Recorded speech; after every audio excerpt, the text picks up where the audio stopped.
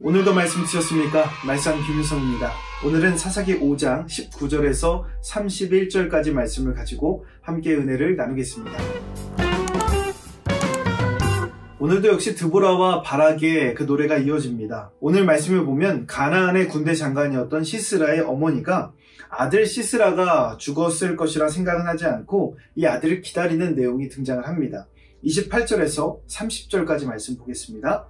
시스라의 어머니가 창문을 통하여 바라보며 창살을 통하여 부르짖기를 그의 병거가 어찌하여 더디 오는가, 그의 병거들의 걸음이 어찌하여 늦어지는가 하며 그의 지혜로운 시녀들이 대답하였겠고 그도 스스로 대답하기를 그들이 어찌 노량물을 얻지 못하였으랴, 그것을 나누지 못하였으랴, 사람마다 한두 처녀를 얻었으리로다. 시스라는 채색 옷을 노략하렸으리니 그것은 수놓은 채색 옷이리로다. 곧 양쪽에 수놓은 채색 옷이리니 노략한 자의 목에 꾸미리로다 하였으리라.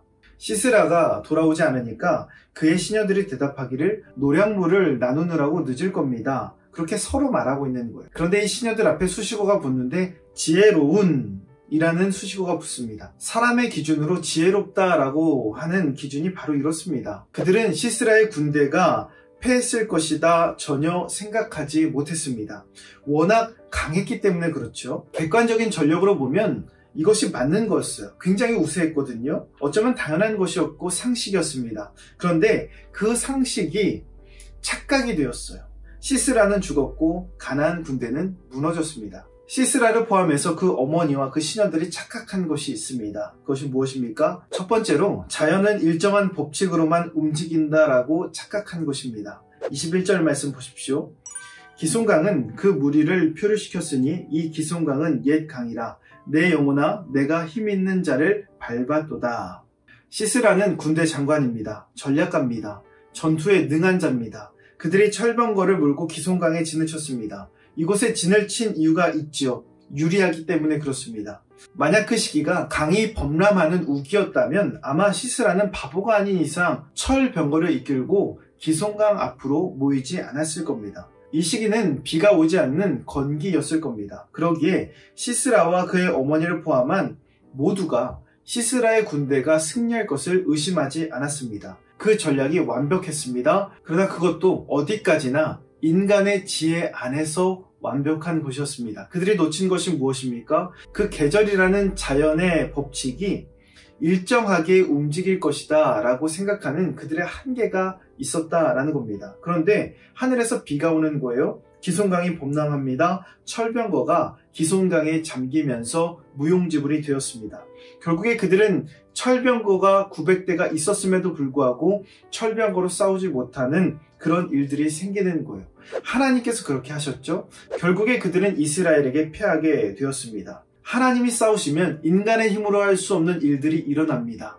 자연의 법칙도 하나님의 능력으로 바뀌어질 수 있는 거예요. 잊지 마십시오. 하나님은 모든 피조물을 창조하신 창조주 하나님이시다라는 겁니다. 먼지 하나도 하나님의 허락 없이는 존재할 수 없는 것이죠. 두 번째로 사람의 관계가 도움이 될 것이다 라고 착각한 것입니다. 24절 말씀 보십시오.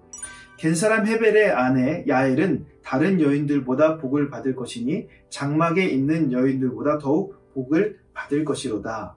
헤벨의 가문은 이 가나안 왕이었던 야빈의 가문과 우호적인 관계였어요. 그 관계가 돈독했습니다. 그래서 시스라는 자신이 섬기는 왕과 돈독한 관계인 헤벨의 집으로 도망간 거예요. 그렇게 안전하다라고 생각한 그곳에서 자신은 죽임을 당하게 되었습니다. 시스라가 의지한 것이 무엇입니까? 사람의 관계였어요. 사람의 관계를 여러분 신뢰하십니까? 사람의 마음만큼이나 자주 변하는 것이 없습니다. 우리 스스로만 봐도 그렇지 않습니까? 그러기에 우리는 사람을 의지할 것이 아니라 하나님을 의지해야 됩니다. 이 땅 가운데 변하지 않는 것은 없습니다. 오직 주님밖에는 없다라는 것이죠. 그러기에 여러분 무엇을 의지하겠습니까? 변하지 않는 분을 의지하십시오. 변하지 않는 그 하나님을 의지하게 되면 상식이 뒤집어지는 거예요. 우리가 알고 있던 그 지식과 지혜와 그 완벽함이 깨지게 되는 겁니다. 상식이 착각이 될 수 있어요. 상식을 착각으로 만드는 힘이 주님께 있다는 겁니다. 그러기에 착각하는 인생이 되지 마시고 하나님 앞에서 착한 인생으로 살아가시기를 주님의 이름으로 축원합니다. 몇 가지 묵상 질문 알려드립니다. 여러분에게 가장 힘이 되고 의지가 되는 것은 무엇입니까? 사람에게 실망하거나 배신을 당해본 일이 있습니까? 과거에나 현재나 하나님은 변하지 않는 분이신 줄을 믿으십니까? 이 묵상 질문을 곰곰이 생각하시면서 오늘도 실천할 수 있는 구체적인 계획을 세워보시기 바랍니다. 오늘 말씀의 내용이 도움이 되셨다면 좋아요와 구독 꼭 눌러주시고 이 말씀이 여러분의 삶이 되기를 예수님의 이름으로 축복합니다.